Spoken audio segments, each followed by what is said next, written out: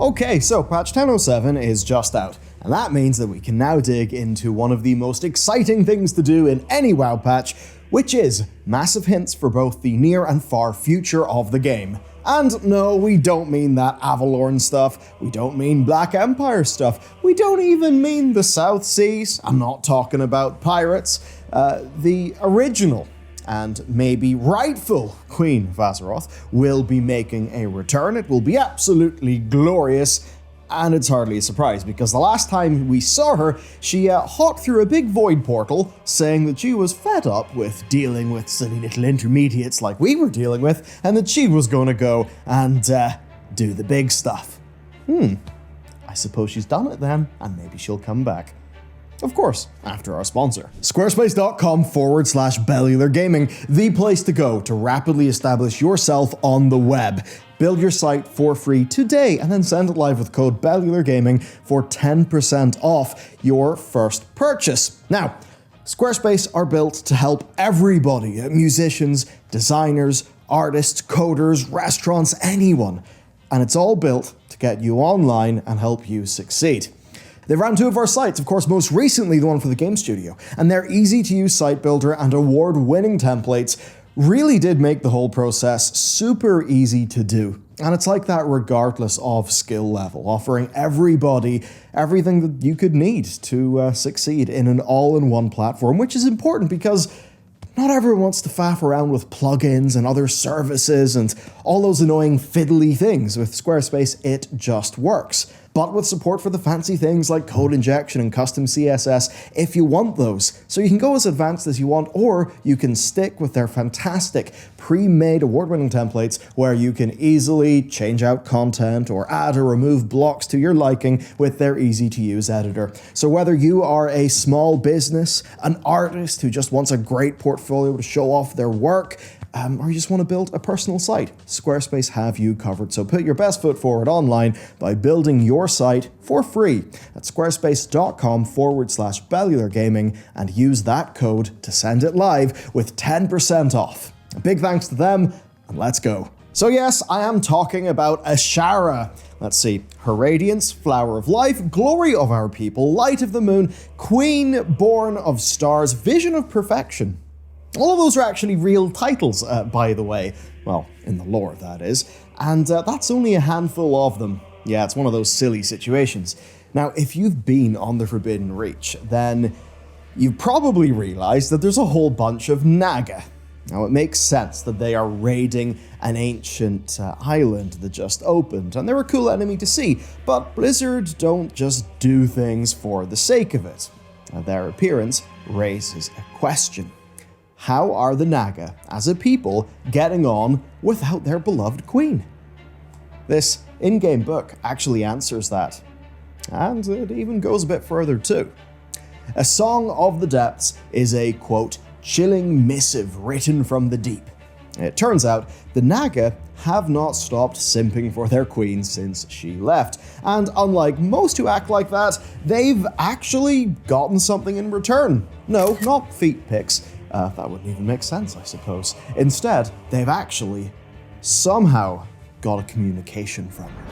Rise! Rise! Our queen calls to us from beyond the umbral veil. She has transcended the circle of stars and basks in her eternal grandeur. The time we have long awaited is nigh. Even now, the Harbinger gathers the children of the first flesh to reclaim what was lost. They must remember their vows and serve those to whom they owe fealty. Right, what does that mean? What's an umbral veil? So, let's go. Bust out your dictionaries, because it is time for a bit of void lore. Okay. Azshara somehow sent them a message from beyond the veil, telling the Naga their queen's unwilling hiatus was actually a massive win, and that she's going to be back soon.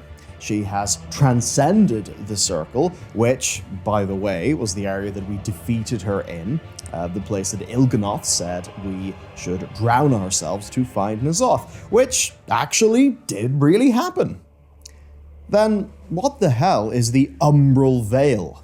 Well, Umbral comes from Umbra, meaning hard shadow that has no light. A veil of shadow. Veil, then, is something that conceals or obscures. To cross a veil is to get to the other side, to learn an unknown truth, that kind of thing. Of course, in WoW, a veil usually is a barrier between realms. The launch cinematic for Shadowlands is called Beyond the Veil, and Veil Strider is the Shadowlands meta achievement title. So you get the drift. And clearly, she has been up to a hell of a lot since we last saw her, but the real question is, to what end? Well, she'd always wanted one thing: to be the Queen of Azeroth. Let's begin then with her character. Since her introduction into the game's canon, she has been painted as an egotistical narcissist, one, of course, beautiful enough to bring her attendants to tears. She was born as the sole heir to the monarchy that existed within the Night Elves. But more than that, her eyes are golden, just like Illidan's actually, which does sort of speak to fate. It speaks to a destiny of greatness. And as the most beloved monarch in Night Elf history, she was also obsessed with magical power, specifically the Well of Eternity. And she even channeled its energies to keep herself young and beautiful. Now, tapping into a dubious power source for eternal youth and beauty, I mean, that is one of the most archetypical stories for a villain. And so we know a lot about her from just that. She spared little love for the lowborn. She preferred to just keep to her own castle, but funny enough, just about everybody loved her all the same. So much so that her subjects built a city on the shore of the Well of Eternity in her honor, and they called it Zin Ashari, which translates to Ashara's glory. Basically, the point here is that she really had all the signs of being very evil, but masked in a sort of benevolent, all-powerful way. If you want to take a narcissist then and complete their character arc, what do? Well, one of the strongest ways to do it is for them to actually achieve all of their goals. What happens next? What happens when she is ultimately powerful? When faced with a hard choice, will she do what's right for her? Will she do what's right for her subjects? There's really quite a lot of pretty cool ways that Blizzard could take a story like this, especially when you take a look at her ancient rivalry with Tyrande. Also, I think the entertainment value of her coming back and being actually peak, narcissistic, all-powerful queen. I mean, imagine the voice lines we get, the way that she would act in WoW's constantly upgraded cutscenes that we're now getting, and the crazy cinematics, right? I mean, the cackling, the unhinged joy. But here's the kicker. There is something else that would make this kind of perfect. This could shake up and fix the meta-narrative of WoW in an interesting way. Now, obviously, the whole cosmic thing is being set up, especially with the whole black-blue cosmic void stuff Sarkareth is doing, the more sort of devourer-looking stuff that we're even seeing within, just within that Sarkareth story. Now, to set that story up, obviously, we went all the way to Zereth Mortis, and while patch 9.2 actually was a pretty good patch, Shadowlands itself was generally, not great. It wasn't in Azeroth, it wasn't even in a physical realm. It ended up just leaving quite a bad taste in our collective mouths. So what's the obvious solution to this problem? It's certainly not for you and me to go to Zereth Umbra and do the Shadowlands again, but this time it's purple. No, what you do is you have the Void come to us. And what if, instead of us going to Zereth Umbra and doing a whole bunch of Voidy First One stuff, what if Ashara's already been there, done that, plundered it for its secrets? Then she could bring all that knowledge, all that MacGuffin-y box-ticking bullshit, right to our doorstep, and we could skip over that whole thing.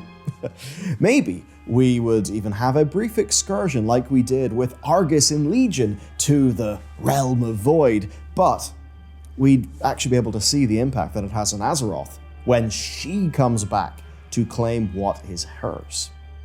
The story could be sped up a bit by taking a really smart shortcut, right? Azshara doing the work and the investigation for us so that, we kind of see some of it through her eyes, we care about it, and we don't have to spend a whole expansion exploring it ourselves, right? And that leaves the focus squarely on Azerothian matters, which typically is what goes down best with the players. So imagine Shadowlands, but the jailer just comes to Azeroth, and we have one patch that's actually set in the Shadowlands, right? You can make it feel like a sort of bizarre Wrath of the Lich King 2 invasion thing rather than what Shadowlands ended up feeling like. Anyway, that's just the thought, but there's actually a lot more to go through from this Naga book. While they toil in the deep places, we will journey to the shores of Dragonlance, to the Blessed Isle, where the Worldbreaker first embraced the Whispers. As one storm recedes, another rises. The torches have been lit. The secrets he buried will strike as a dagger into the heart of his...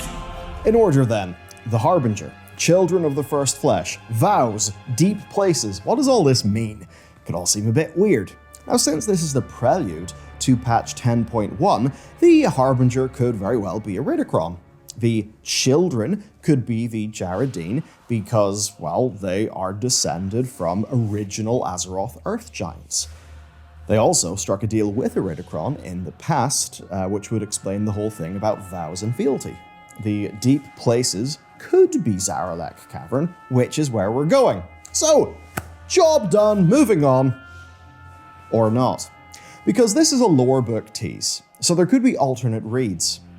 The Children of the First Flesh?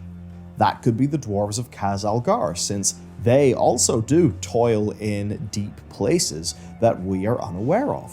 And the phrasing of the book suggests that the deep places aren't actually the Zaralek Cavern. The Naga say the deep places first, and then they specify shores of Dragonlands. And basically, I don't think this is that tinfoil hat, but perhaps a more grammatically correct way to write and speak about this would be to specify the Dragonlands first, because in the unwritten rules of the English language, specifying something new for a second time implies the specification doesn't apply to the first thing. Basically, it's like this. If I said, while Matt's going to a lake, I'm going to a mountain in Switzerland. Now, with that sentence, you would not assume that Matt is going to Switzerland. I just said he's going to a lake, and then that I was going to Switzerland. With just the way that the English language is parsed, what Blizzard said means that the deep place is not necessarily the Zaralek Cavern, and you could say that's reading a bit too far into it. But you've got to remember that every word here is carefully selected, like with those Old God Whispers, which Steve Denuser said they intentionally write to be sort of specific yet a bit open in a way that includes quite a bit of misdirection. Anyway, because the Khaz Algar dwarves got the sort of gift/curse of flesh from the old gods, it technically applies that they could be children of the first flesh and owe fealty to the old gods. I mean, hell, the children of the first flesh could even be the Tauren, if we look at their myth in the Eyes of the Earth Mother's story, right? The Shu Hello, as they're called, in the book. Though there isn't really a Harbinger there. Anyway, it's just a thought. There could be a lot more to that statement, but let's move on. The storm receded over the Reach, so the new storm of the Naga and everything else arises. That's pretty easy. Right, Oathstones, torches, lanterns, 5 keys. There's a whole bunch of 5s here, and we should really learn numerology at this stage to do these speculation videos, make them even more unhinged. But look, this whole thing is probably the Oathstones. The secrets, Deathwing, buried, that's likely Shadowflame, the Drakthir experimentation, essentially all stuff that is going to feel pretty bad and endanger the Drakthir and the dragons. Pretty clear cut for a lore book, and very obviously setting stuff up for patch 10.1.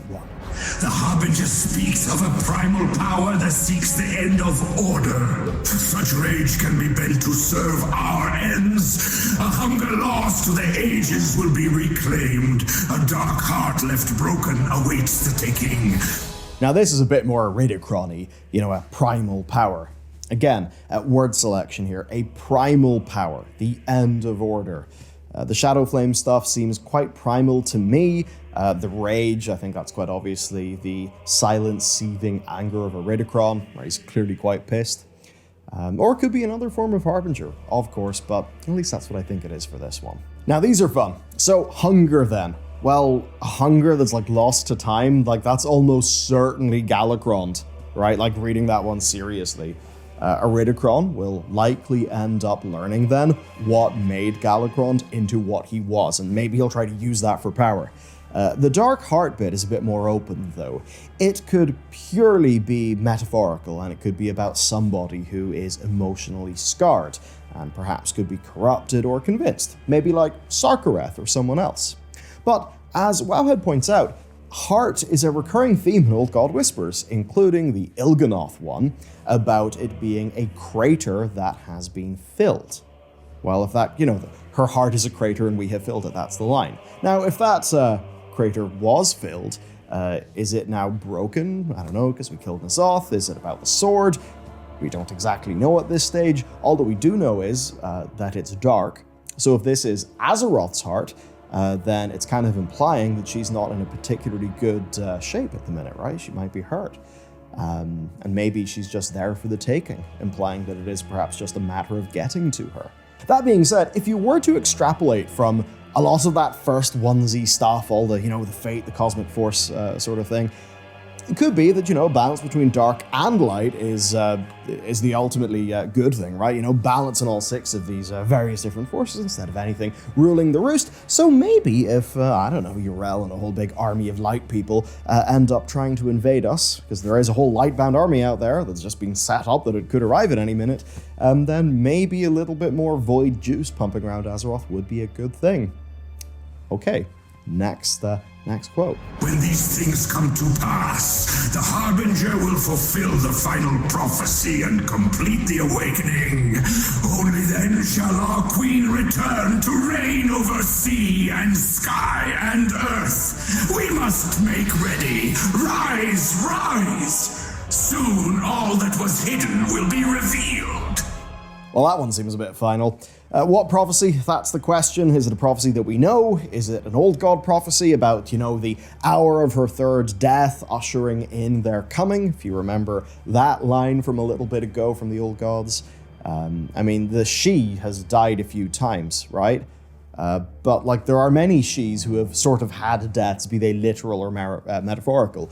So that would actually apply to Azshara, Sylvanas, Jaina, Illyria as well. She in and around the time that line about the deaths came out, there was an Illyria voice line where she described stuff as being like a death, so that's also particularly sus. But at any rate here, if the Harbinger is Iridikron, then he's probably going to do something and big things will go down at the end of this expansion, which, to be honest, is not exactly a large surprise. An Azeroth awakening that is literal, though, that just does not seem right to me. I don't think that's going to happen, so I think this is going to be a far more metaphorical thing. I do want to say world revamp. I do want to say it's happening, but hey, maybe it isn't. If our Harbinger isn't Iridikron, though, then this sort of stuff may be way further down the line. Okay, let's go to the very last bit of this book. After all this, Queen Azshara will come to reign over all as it should be and as it was once before. So, no matter what's going to happen, I think part of the point is that Azshara is going to have a lot of power, and she's maybe just going to try to swoop in, get the coup de grace on us or something like that, right? Azshara will do some big John Madden plan now that she has got all of the powerful void juice or whatever the hell she's got that she could have possibly wanted, right? And I think that'll be kind of cool. Really, this whole thing turned Matt into an outright big Azshara simp, so that's happening, I suppose. And I think it can't help but come to the conclusion that there is a more purple and tentacled Azshara out there, that she is going to come back, that she's going to try to take over some form of awakened or awakening Azeroth, and that if you believe her, it's a good thing. So maybe we should all just prepare for her arrival and practice how to bow, kneel, serve wine, do our curtsies, and all of those things. Honestly then, we're getting to the point where this is either speculation about insane stuff that's not revealed yet, or speculation about this expansion that is loosely doubling down on themes and events that we have already kind of expected. Stuff like Iridikron, the links to Galakrond, Deathwings, various horrible secrets. I think the real takeaway, though, is that Azshara is going to return probably sooner rather than later, and that she will have been through some serious void shit. And these hints, they're real, they do actually matter. As an example, the Dragon Isles, they were first mentioned in World of Warcraft in a canonical in-game fashion in Battle for Azeroth, right? 2 expansions later, what do we get? We got the Dragon Isles. If you're, I don't know, I'm not saying we have to follow the same rule here, but maybe you could say, if in 2 expansions time, Azshara comes back, having dominated a bunch of old gods or some crazy shit, I would not at all be surprised. And it is also worth noting that there are characters like Medivh who are just out there. Xal'atath is also a Void-aligned character who is just out there doing her own thing in the cosmos. She's obviously a Void-aligned character. Obviously you'll, maybe not obviously, you should watch it though. Our video on the Ethereals also deals with a little bit of a threat that I think we'll be running into. So if you found this lore interesting, absolutely check out the Ethereal video next. It'll be linked in the box thingy that will appear, or maybe is beside my face right now. Who knows? Videos are weird. Okay, take care. I'll see you next time.